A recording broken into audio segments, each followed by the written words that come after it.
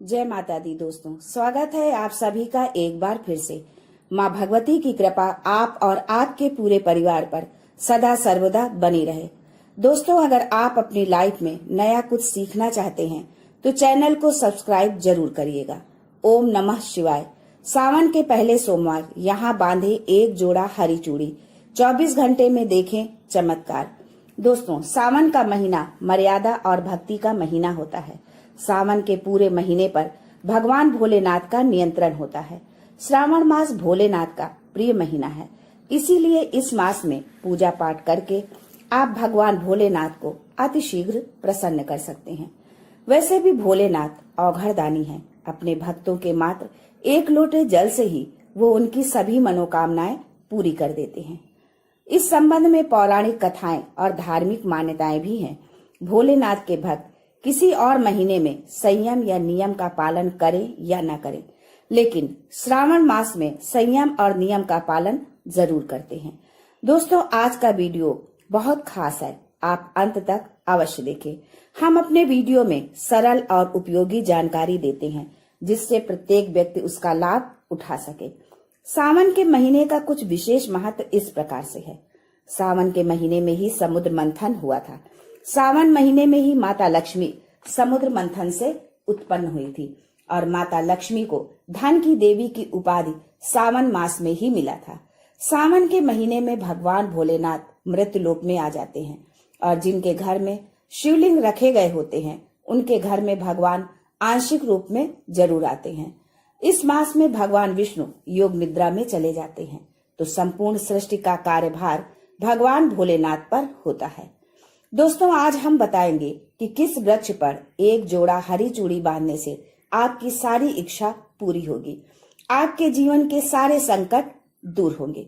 लेकिन दोस्तों, ये जानकारी बताने से पहले आपसे रिक्वेस्ट करते हैं कि वीडियो को लाइक जरूर करिएगा, दोस्तों को शेयर कर दीजिएगा और अगर आपने अभी तक चैनल को सब्सक्राइब नहीं किया है तो चैनल को सब्सक्राइब करके बेल आइकन जरूर दबाइएगा।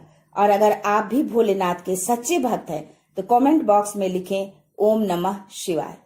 भगवान भोलेनाथ को ये 3 वृक्ष अत्यंत प्रिय हैं और इन 3 वृक्षों की पूजा करने से शिव पूजा के समान फल प्राप्त होता है।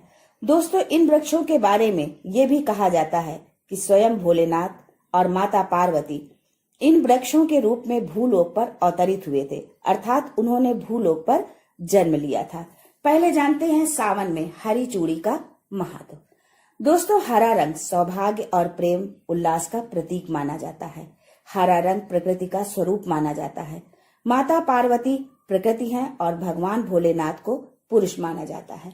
सावन में चढ़ाए जाने वाले बेलपत्र, धतूरा, भांग और दूब हरे रंग के होते हैं। प्रकृति निर्माण करने वाले भगवान भोलेनाथ हरे रंग से अतिशीघ्र प्रसन्न होते हैं। सावन में जो महिला हरे रंग की चूड़ी पहनती है, हरे वस्त्र धारण करती है, उसे अखंड सौभाग्य की प्राप्ति होती है। इसलिए सभी माताओं बहनों को सावन मास में हरी चूड़ी और हरा वस्त्र धारण करना चाहिए। माता पार्वती उनका सौभाग्य अखंड रखती हैं। सावन मास में लाल रंग के वस्त्र धारण करने से भगवान भोलेनाथ नाराज हो जाते हैं।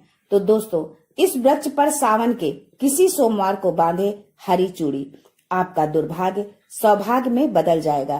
कैसी भी परेशानी हो, गरीबी हो, कष्ट हो, कलह हो, जीवन में चल रही सारी समस्याएं समाप्त हो जाएंगी। और केवल एक ही सोमवार के दिन आप ये उपाय करते हैं, हरी चूड़ी इस वृक्ष पर बांधते हैं, तो जन्म जन्मांतर की गरीबी भी मिट जाएगी।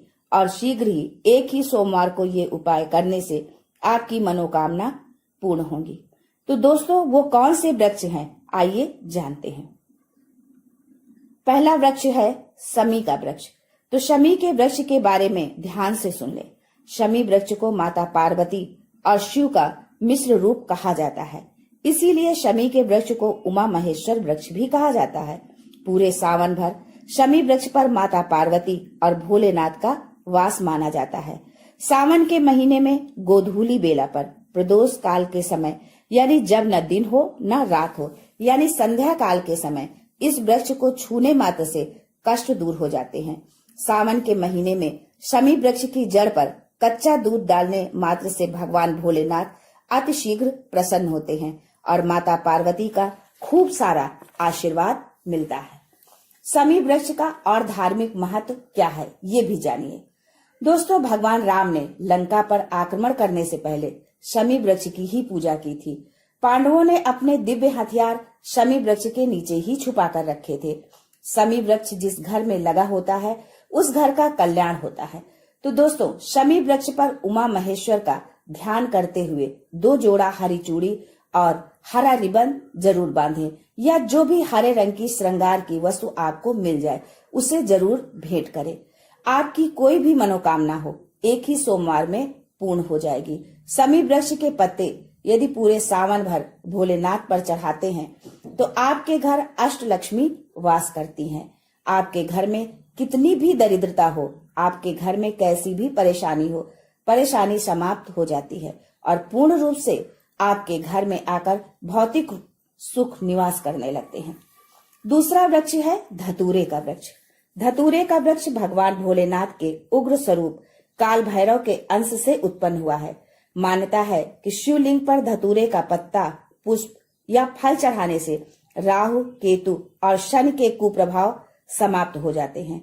धतूरे के वृक्ष पर सावन के महीने में अगर 2 जोड़ा हरी चूड़ी बांधे तो शत्रु से छुटकारा मिल जाता है।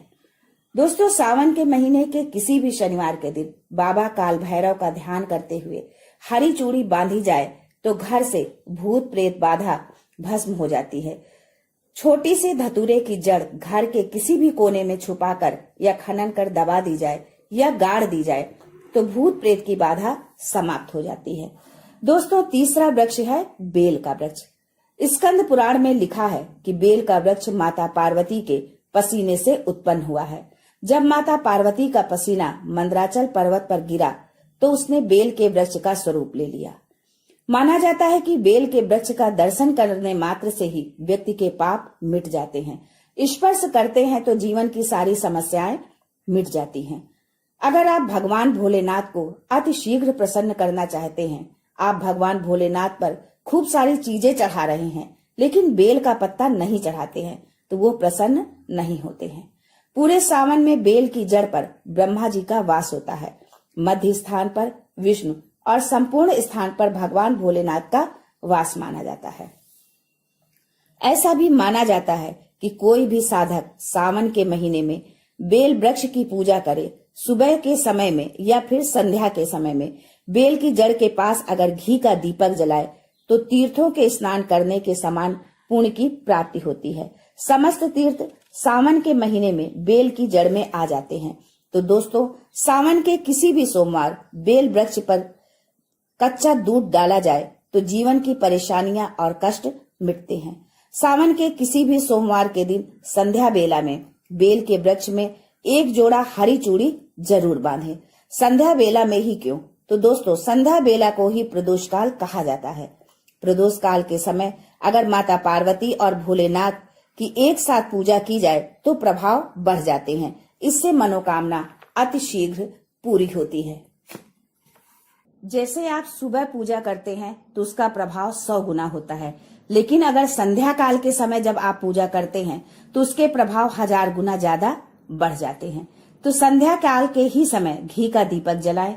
दीपक जलाने के बाद आप 1 जोड़ा हरी चूड़ी बेल के वृक्ष पर जरूर बांधें, एक ही सोमवार के दिन।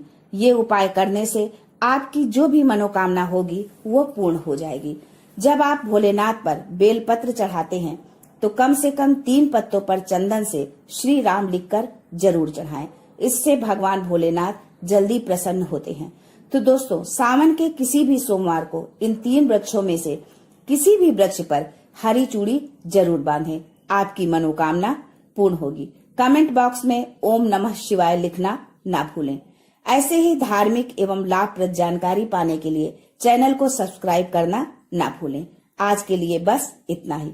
मिलते हैं अगले वीडियो में। तब तक के लिए goodbye and thanks for watching my video.